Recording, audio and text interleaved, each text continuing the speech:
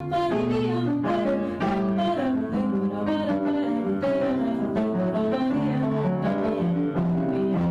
eu vou dar uma pausa no livro que a gente está lendo para falar de um outro assunto que é muito importante, que envolve muitas famílias brasileiras, possivelmente mais da metade das famílias brasileiras, a respeito das novas posições e dos novos papéis familiares que têm acontecido com essa situação de casamentos e recasamentos, né? Quando a pessoa casa com alguém que já tem filhos de uma outra relação. Tradicionalmente chamava essa pessoa, quando ela era mulher, de madrasta, quando ela era homem, de padrasto.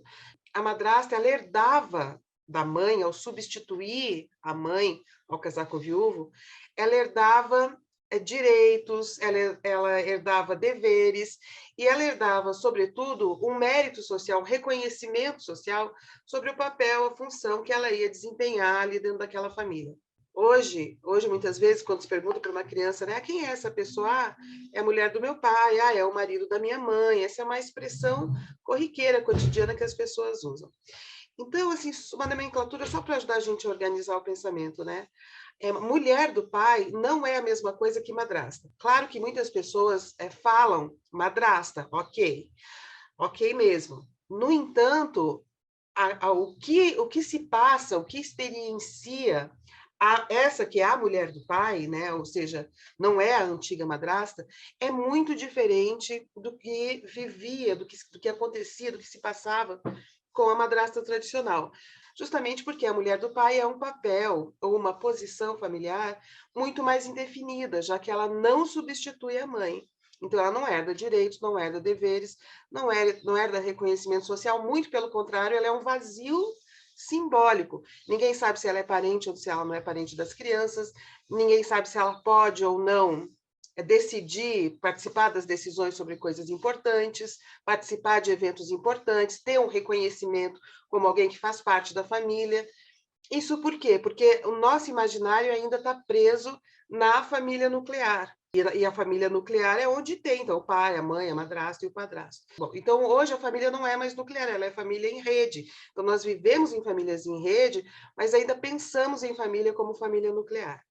Bom, fora isso, tem ainda os novos, mais extraordinários personagens familiares, também, que é o marido do pai, a mulher da mãe. Isso também acontece nessas novas famílias, né? E, às vezes, casais e famílias muito duradouras, né? Dentro dessa estrutura homoafetiva. Bom, por que eu estou falando tudo isso? Porque quando eu passei a viver essa posição muito difícil, eu achei muito difícil, a de mulher do pai, não havia muita bibliografia, não havia bibliografia a respeito na época, e quando eu comecei a conversar com amigas, pessoas conhecidas que também viviam essa situação, eu percebi que os conflitos são muito semelhantes. Então, essa questão do lugar, quem ela é, como é que a família enxerga o papel dela, ela é parente, não é parente das crianças, ela faz parte, não faz parte da família, das crianças. Voltando à questão do reconhecimento social, acontece o seguinte, se a madrasta, em algum momento, está cansada, esgotada, com dúvidas sobre qualquer coisa, e vai conversar com alguém, ela será ouvida, porque compreende-se o papel que ela desempenha ali. Se a mãe também está preocupada, está esgotada, está cansada, está com conflito com relação aos filhos, ou seu marido, etc., ela também vai encontrar quem ouça, porque se reconhece a importância da mãe.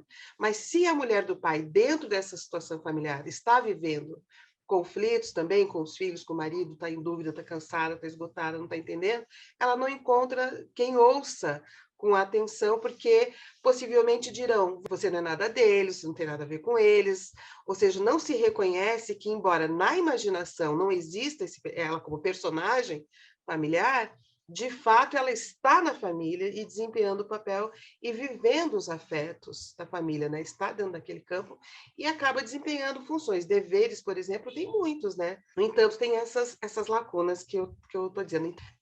E se pesquisa muito pouco sobre isso, se escreve muito pouco sobre isso, justamente porque não se dá valor às dificuldades dessa pessoa, aos problemas que ela tem, e porque não se considera a mulher do pai alguém relevante na família como se considerava a madrasta relevante, o que não é verdade.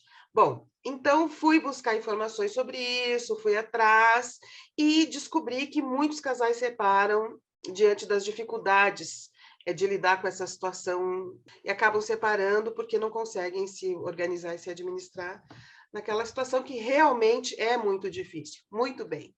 Sabendo quanto que é difícil, indo atrás de pouquíssimas pesquisas que têm respeito e usando o meu repertório, né, experiencial e conversas com pessoas, conversei com muitas pessoas e usando a minha formação, né, em filosofia, em sociologia, em psicanálise e análises, eu escrevi este livro aqui, que se chama A Mulher do Pai, essa estranha posição dentro das novas famílias. Não sei se vocês estão conseguindo ver, A Mulher do Pai. Eu já fiz algum vídeo sobre esse livro no meu canal Filosofia em Movimento. Esse livro aqui, ele é dedicado à mulher do pai, é um livro para a mulher do pai, né? Claro, pode ser lido pelo marido da mãe, pode ser lido pela mulher da mãe, mas como eu estava nesse lugar de mulher do pai, eu usei mulher do pai como a nomenclatura, né? Para se tratar dessa incerta posição, nessa estranha posição dentro das novas famílias em rede. Então, é dedicado para elas, é um livro em solidariedade à mulher do pai. Porque eu vou tentando mostrar aqui nesse livro que não se trata apenas de dificuldades e de limitações individuais, de um indivíduo que tem que dar conta de tudo, mas que não, que a própria situação de mudança na família, de imaginário sobre o que é família, de papéis e mesmo de legislação sobre o parentesco, né, é que faz com que as pessoas se sintam tão deslocadas, mal localizadas e sejam, de fato, mal compreendidas. Porque a gente está vivendo um momento histórico em que a família está mudando e cada um de nós é responsável por produzir e encontrar soluções para essa mudança, que não são definitivas, mas é o que está ao alcance, é o que cada um lá dentro da sua própria vida, dos seus próprios limites consegue. Então, esse livro aqui ajuda muito, muito, muito a esclarecer as dificuldades. Tem muitos depoimentos que eu colhi, eu cheguei a encontrar uma pesquisa muito interessante, uma única pesquisa lá no Rio Grande do Sul, então, que mostra, né, que o maior drama é justamente esse, né, uma falta de reconhecimento social, assim, é uma invisibilização desse personagem que é a mulher do pai, o marido da mãe, especialmente mulher do pai, porque daí sobre ela ainda recai todas as consequências da sociedade patriarcal, machista e tal. Bom, em função desse livro também, eu falei para vocês a questão da legislação, né? Não existe, por exemplo, uma legislação adequada para tratar dos direitos e deveres da mulher do pai com relação às crianças, por exemplo. Se o casal separa, a mulher do pai tem direito, como madrasta, tem, de manter contato, de ser considerada parente, até ou não, ou depende do voluntarismo daqueles que são considerados parentes para que esse vínculo seja cultivado e protegido pela lei, né? Quer dizer, ela pode ser alienada parentalmente, isso é uma coisa que serve para aquilo que ela vive ou não. Enfim, isso é só um exemplo para dizer assim que como a gente tem um imaginário insuficiente para lidar com essas situações. Reunião da escola, por exemplo, né? Reunião das mães. A mãe não pode ir na reunião da escola.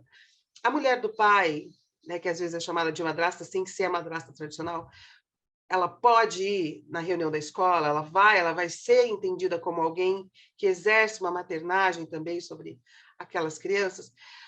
Enfim, são inúmeros conflitos, aqui eu estou dando exemplos simples, mas o convívio às vezes pode ser muito difícil, para as crianças pode ser uma confusão imensa, entender qual é daquela pessoa, o que ela está fazendo ali, os sentimentos ficam às vezes muito difíceis, muito tumultuados. Estou querendo dizer com tudo isso que não é uma situação fácil, é uma situação muito difícil, casais que desistem da relação, por causa das dificuldades que vem junto. E as pessoas estão ali sofrendo, né, sofrendo os próprios tormentos e sofrendo pelos afetos provocados pelo outro nessa situação em rearranjo, né, que é o imaginário da família, a cultura familiar e tal.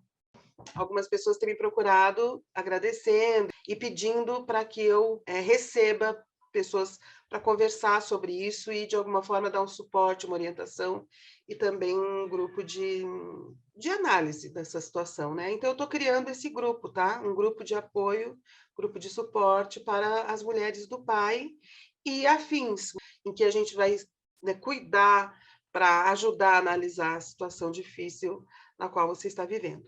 Tá? Então, me mande um e-mail para fernandacarlosborges@gmail.com, fernandacarlosborges@gmail.com, ou me procura no Instagram, também Fernanda Carlos Borges, me manda uma mensagem pelo direct. E procura o quanto antes, tá? Tá. Bom, com relação ao preço, o preço será acessível, não vou falar o preço aqui no vídeo, mas é um preço acessível para que as pessoas realmente possam chegar e se vincular a gente nesse momento, nessa situação tão estranha e tão difícil. Na grande maioria das vezes, né? Sempre tem as exceções. Então tá bem, gente, é isso, tá bom?